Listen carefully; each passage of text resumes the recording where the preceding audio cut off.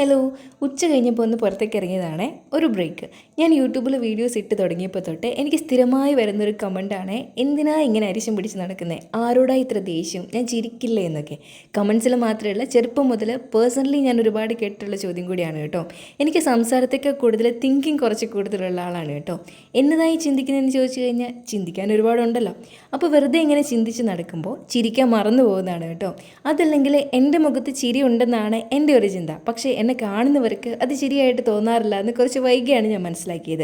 എനിക്ക് നല്ല ഭംഗിയായിട്ട് ചിരിക്കാൻ അറിയാൻ കേട്ടോ. പിന്നെ ഒരു ചോദ്യമാണ്, ഞാൻ ഷോർട്ട് ടെമ്പേർഡ് ആണെന്ന് തോന്നുമെന്ന്. കുറച്ചൊക്കെയാണ്, എന്നാലും ഒരു കാം ആൻഡ് ക്വയറ്റ് ആയിട്ടുള്ള ഒരു പേഴ്സണാണ് എന്നാണ് എന്നെ പൊതുവേ അറിയുന്നവർ പറയാറ്. പക്ഷേ ഈ അഭിപ്രായം എൻ്റെ വീട്ടുകാർക്കാർക്കും ഇല്ല കേട്ടോ. നല്ല സെൻസിറ്റീവാണ് ഞാനെന്ന് എനിക്ക് നന്നായിട്ട് അറിയാം. പെട്ടെന്ന് സന്തോഷവും സങ്കടവും കരച്ചിലും ഒക്കെ വരുന്ന പോലെ തന്നെ പെട്ടെന്ന് ദേഷ്യവും വന്നു പോകും. പക്ഷേ ഞാൻ ആരോടും പിണങ്ങാറില്ല കേട്ടോ. അത്രയ്ക്ക് പറ്റാത്ത ഒരാളാണെങ്കിൽ വേണ്ട എന്ന് വയ്ക്കും, പിന്നെ അങ്ങോട്ട് തിരിഞ്ഞു നോട്ടം ഉണ്ടാവില്ല. അത്രയേ ഉള്ളൂ കേട്ടോ. അപ്പോൾ നമ്മൾ പറഞ്ഞു വന്നത് ചിരിയുടെ കാര്യമാണ് കേട്ടോ. എൻ്റെ വീഡിയോസ് ഞാൻ തന്നെ എടുത്ത് കാണുമ്പോൾ എനിക്കും തോന്നാറുണ്ട്, എൻ്റെ മുഖം ഒന്ന് എങ്ങനെ ഇരിക്കുന്നേ, ഞാൻ എന്ത് ചിന്തിച്ചോട് നടക്കുക എന്നൊക്കെ. നമുക്ക് ശരിയാക്കി എടുക്കാൻ നീ. അപ്പോൾ ഇന്ന് വൈകുന്നേരം ചായയുടെ കൂട്ടത്തിൽ ഞാൻ ചെണ്ടങ്കപ്പയാണ് കഴിച്ചത്. അമ്മച്ച് നല്ല ചെണ്ടങ്കപ്പ പുഴുങ്ങി വെച്ചിട്ടുണ്ടായിരുന്നു. അപ്പോൾ അതിൻ്റെ കൂട്ടത്തിൽ നല്ല അടിപൊളി കാന്താരി ചമ്മന്തി. ഞാൻ എരിവ് പൊതുവെ കൂട്ടാറില്ലെങ്കിലും എനിക്ക് കാന്താരി മുളകിൻ്റെ ചമ്മന്തി, കാന്താരി മുളകും ഉള്ളിയും ചതച്ചിട്ടുള്ള ചമ്മന്തി എനിക്ക് ഭയങ്കര ഇഷ്ടമാട്ടോ. എത്ര എരിവാണെങ്കിലും ഞാൻ കഴിക്കും. അപ്പോൾ അതിൻ്റെ കൂട്ടത്തിൽ ചൂട് കട്ടൻ ചായയോട് കുടിച്ചപ്പം അടിപൊളിയായി. കപ്പ നല്ല ടേസ്റ്റിയുള്ള കപ്പയായിരുന്നു കേട്ടോ. അപ്പോൾ ഞാനിങ്ങനെ അമ്മച്ചോട് പറയുമായിരുന്നു, ഈ കപ്പയുടെയും കാന്താരി ചമ്മന്തിയുടെയും കൂട്ടത്തിൽ ചായ എല്ലായിരുന്നു കുടിക്കണ്ടേ, നല്ല കള്ള് കിട്ടണമായിരുന്നു എന്നിങ്ങനെ പറഞ്ഞുകൊണ്ടിരിക്കുകയായിരുന്നു.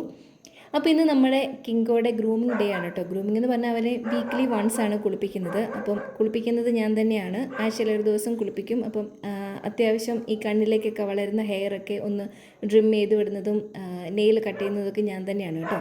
പിന്നെ ഒരു 3-4 മാസം കൂടുമ്പം അവൻ്റെ സലൂണിൽ കൊണ്ടുപോയി നന്നായിട്ട് വൃത്തിയായിട്ടൊരു സ്പായൊക്കെ കൊടുത്ത്, ഒന്ന് മെഡിക്കേറ്റഡ് ആയിട്ടുള്ളൊരു ബാത്തൊക്കെ കൊടുത്ത് അത്യാവശ്യം ഒന്ന് ഡ്രിമ്മൊക്കെ ചെയ്ത് എടുക്കാറുള്ളൂ.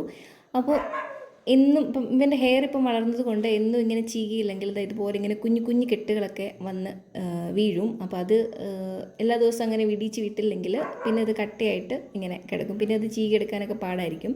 ഇവർക്ക് വേദന എടുക്കും നമ്മളത് ഒത്തിരി അതിൽ പണിയാൻ പോയി കഴിഞ്ഞാൽ. പിന്നെ ഡ്രിം ചെയ്യുക, അത്രയേ ഉള്ളൂ. അപ്പോൾ ഇവൻ്റെ കുളിയൊക്കെ കഴിഞ്ഞ് ഇതൊരു 1.5-2 മണിക്കൂറത്തെ ഒരു പരിപാടിയാണ്. അപ്പോൾ നമ്മുടെ ഹെയറൊക്കെ കെയർ ചെയ്യുന്ന പോലെ തന്നെ നല്ലോണം ഷാമ്പൂ ഒക്കെ ഇട്ട് അതിൻ്റെ കൂട്ടത്തിൽ കണ്ടീഷണറൊക്കെ ഇട്ട് പിന്നെ ഉണക്കി കഴിയുമ്പോഴത്തേക്ക്, നന്നായിട്ട് ഉണക്കിയില്ലെങ്കിൽ അവരുടെ സ്കിന്നിന് ഇഷ്യൂസൊക്കെ ഉണ്ടാവും. അപ്പോൾ നന്നായിട്ട് ഉണക്കി അതിന് ശേഷം ഹെയറിൽ സെറമൊക്കെ അപ്ലൈ ചെയ്ത് പാവസിലൊക്കെ പൗഡറൊക്കെ അപ്ലൈ ചെയ്ത് പിന്നെ നല്ലൊരു സ്പ്രേയും ഒക്കെ കൊടുത്ത് നല്ല അടിപൊളിയാക്കി കുട്ടപ്പനാക്കി ഇങ്ങനെ വെക്കും.